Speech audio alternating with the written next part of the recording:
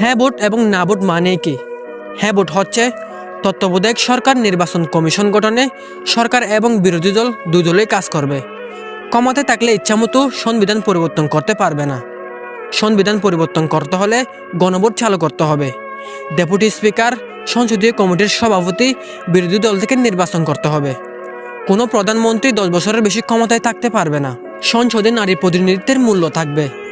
ক্ষমতার ভারসাম্য রক্ষায় পার্লামেন্টের উচ্চকক্ষ গঠিত হবে। দেশের বিচার ব্যবস্থা স্বাধীন থাকবে। মৌলিক অধিকার বন্ধ করতে পারবে না, যেমন ইন্টারনেট। অপরাধীকে রাষ্ট্র ইচ্ছামতো ক্ষমা করতে পারবে না। রাষ্ট্র ও প্রধানমন্ত্রীর ক্ষমতার ভারসাম্য থাকবে। বাংলা ও অন্যান্য জনগোষ্ঠীর ভাষা সংবিধানে স্বীকৃতি পাবে। আপনি যদি এই যুক্তিগুলোর পক্ষে থাকেন তাহলে হ্যাঁ ভোট দিবেন, আর বিপক্ষ থাকলে না ভোট দিবেন।